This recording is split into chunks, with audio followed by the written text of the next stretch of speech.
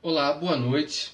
O meu nome é Diogo da Costa Gonçalves e esse vídeo se trata de um trabalho que é fazer um sermão expositivo da disciplina Pregação e Práticas Ministeriais da Universidade Unicesumar. O meu polo é Floresta, Belo Horizonte, Minas Gerais. E o meu RA é 1717471, dígito 5. E esse sermão expositivo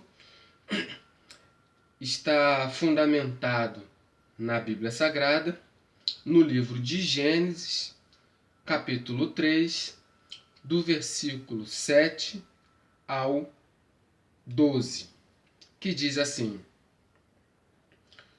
Então foram abertos os olhos de ambos, e conheceram que estavam nus, e coseram folhas de figueira, e fizeram para si aventais. E ouviram a voz do Senhor Deus, que passeava no jardim pela viração do dia. E escondeu-se Adão e sua mulher da presença do Senhor Deus, entre as árvores do jardim. E chamou o Senhor Deus a Adão e disse-lhe: Onde estás? E ele disse: Ouvi a tua voz soar no jardim e temi, porque estava nu e escondi-me. E Deus disse: Quem te mostrou que estavas nu? Comeste tu da árvore de que te ordenei que não comesses? Então disse Adão: A mulher que me deste por companheira, ela me deu da árvore e comi. Diante desse texto, eu te pergunto: o que esperamos ver ao termos os nossos olhos abertos? Qual é a intenção que nós temos ao ter os nossos olhos abertos? Nós vemos nitidamente que esse fato aconteceu com Adão e Eva. Os olhos de ambos foram abertos, mas é necessário que nós pontuemos qual foi o motivo de os olhos deles dois terem sido abertos. É importante nós pensarmos o que ocasionou com que os olhos de Adão e Eva tivessem sido abertos. Nós percebemos aqui muito bem claro que isso se deu por uma desobediência. Desobediência que foi fundamentada no ceder a um desejo iniciado por uma tentação de uma serpente. Deus ordenou a Adão que não comesse da árvore do conhecimento do bem e do mal, porque se ele comesse, certamente morreria. Mas o que nós vemos no desenrolar do texto é que a serpente veio não a Adão, pessoa a qual Deus tinha dado a ordem, mas a serpente foi a Eva e tenta a Eva, dizendo para ela: foi isso que Deus falou? Que não comesse de nenhuma árvore do conhecimento, de nenhuma árvore do jardim?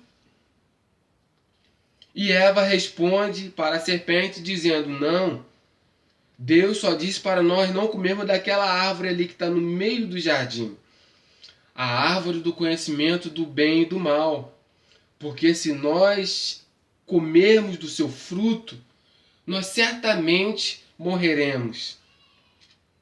E a serpente, astuta, segundo diz a palavra de Deus, ela vira para a mulher e diz: não é bem isso que Deus está dizendo. Não é bem isso. O que acontece nessa situação é que Deus, ele não quer que você coma ou que vocês comam do fruto da árvore do conhecimento do bem e do mal, porque se vocês comerem, os seus olhos serão abertos e vocês serão como ele. Não tem nada a ver com que se vocês comerem, vocês morrerão. Não tem nada a ver com isso. O fato é que se vocês comerem, os seus olhos serão abertos e vocês serão como ele. E Deus não quer que vocês sejam como ele. Olha bem qual foi a estratégia da serpente para fazer com que Adão e Eva desobedecessem a ordem de Deus. E nós vemos aí que a partir de então, Eva, ela começou a olhar a árvore do conhecimento do bem e do mal com outros olhos. Ela começou a ver a árvore como uma árvore boa de se comer, uma árvore agradável aos olhos e desejável para dar entendimento. E ao perceber dessa forma essa árvore, ela pega do fruto e come. Como se isso não fosse suficiente, como se não bastasse, ela pega também e dá a Adão, que por sua vez também come. E como consequência dessa desobediência, os seus olhos se abrem. Quando nós queremos, almejamos ter os nossos olhos abertos, nós imaginamos ver um monte de coisa boa. Nós imaginamos enxergar um monte de coisas apreciáveis, um monte de coisas agradáveis, desejáveis. Mas olha que interessante, para não dizer curioso, que quando os olhos de Adão e de Eva se abrem, a primeira coisa que eles enxergam não é algo que está além dos seus olhos. Não é algo que está fora do seu corpo. Mas a primeira coisa que eles veem, enxergam, é a sua nudez. Olha que curioso, tanta coisa para eles enxergarem, para eles conhecerem, e a primeira coisa que eles conhecem, eles enxergam, a primeira coisa que eles detectam é a sua nudez. Se a percepção da sua nudez gerasse orgulho, tudo bem, maravilha. Mas ao perceberem que eles estavam nus, o sentimento que tomou não somente Adão, mas ambos, foi vergonha. Se existe alguma coisa que pode se apoderar de nós ao termos desobedecido a Deus, esse algo se chama vergonha. Não existe nada de benéfico, nada que nos dê orgulho, ou que possa nos dar orgulho, que é proveniente de uma desobediência. Adão e Eva foram apoderados por um sentimento de vergonha. E o que nós percebemos aqui é que a reação que eles tiveram ao serem possuídos por uma vergonha foram duas. Duas foram as reações. Primeira reação: produzir aventais com folhas para encobrir a sua nudez. É assim que nós fazemos quando nós percebemos que existe algo em nós que é motivo de vergonha. Nós queremos esconder, nós queremos encobrir, nós produzimos coisas, nós fantasiamos coisas, criamos coisas, a fim de que a nossa vergonha, a fim de que a nossa nudez não seja descoberta, não seja perceptível às pessoas. E foi isso que eles fizeram. Como se isso não bastasse, ao terem ouvido a voz de Deus no meio do jardim, eles perceberam que a encobrir a sua nudez não seria suficiente. E aí eles partem para a segunda reação, que é se esconder. Daí, encobrir a sua nudez não é suficiente. Eles têm que esconder-se por completo por trás das árvores do jardim. Isso é o que acontece com as pessoas que são tomadas por uma vergonha, quando essa vergonha é proveniente de uma desobediência. Para desobedecer a Deus, basta fazermos aquilo que Ele ordenou não fazermos, ou vice-versa. Mas como lidar com a vergonha gerada por uma desobediência? Como lidar com a vergonha gerada por uma desobediência? A vergonha, ela faz isso conosco. A vergonha, ela tenta nos levar cada vez mais para longe do Criador, para longe de Deus. Só que olha algo interessante que nós vemos no desenrolar desse texto.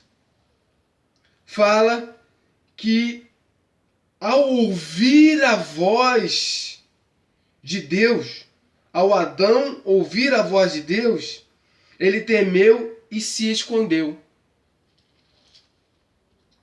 Deus, ele sabia que Adão tinha pecado contra ele. Mas mesmo assim, Deus chama a Adão. Mesmo assim, Deus não abre mão de conversar, de dialogar, de se relacionar com o desobediente. Quando tudo parece que está indo de mal a pior, Deus mostra que a porta do relacionamento entre eles não foi fechada e dar a oportunidade de falar sobre o que ocasionou a sua vergonha. Esse é o amor de Deus. Diante desse amor, eu te pergunto, o que pode nos separar do amor de Deus? O que pode nos distanciar do amor de Deus? A vergonha gerada em mim por causa de uma desobediência? Nem isso pode nos separar do amor de Deus. E Paulo deixa muito bem nítido isso, demonstrando que entende isso muito bem na sua carta que escreveu à igreja em Roma. no capítulo 8, no versículo 35, dizendo: quem nos separará do amor de Deus? Quem nos separará desse amor? Esse texto nos mostra que nem mesmo a vergonha nos poderá separar do amor de Deus. Portanto, ainda que tentemos encobrir a nossa nudez, ou até mesmo nos esconder por completo de Deus, Deus, ainda assim, Ele nos chama. Ainda assim, Ele inicia uma conversa conosco. Adão e Eva não somente adquiriram vergonha ao terem desobedecido a Deus, mas também perderam a oportunidade de não experimentarem a morte. Adão e Eva não somente adquiriram vergonha ao terem desobedecido a Deus, mas perderam a oportunidade de não experimentarem a morte. Morte esta que veio não somente a Adão e a Eva, mas se estendeu a toda a humanidade. E se existe um meio pelo qual nós podemos, mesmo tendo sido alcançados por esta morte, Deus ainda assim nos dá acesso à vida eterna por meio de Jesus Cristo.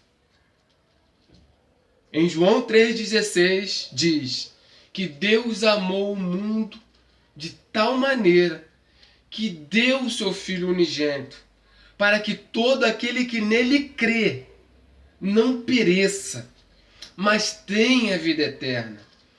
Se existe um destino natural para toda a humanidade, esse destino é o perecimento. É a morte. Mas Deus, ele nos ama tanto, que mesmo experimentando a morte, Ele nos dá a oportunidade de termos acesso à vida eterna. Portanto, se nós queremos ter acesso a essa vida eterna, não existe outro caminho senão por meio de Jesus Cristo, o Filho de Deus. Se você acredita que Jesus Cristo é o único e suficiente Salvador, aceite-o. Aceite-o e tenha acesso a essa vida eterna.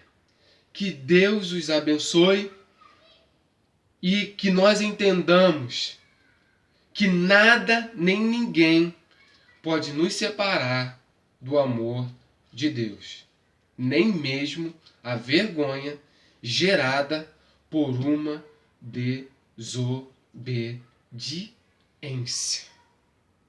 Que Deus nos abençoe em Cristo Jesus. Amém.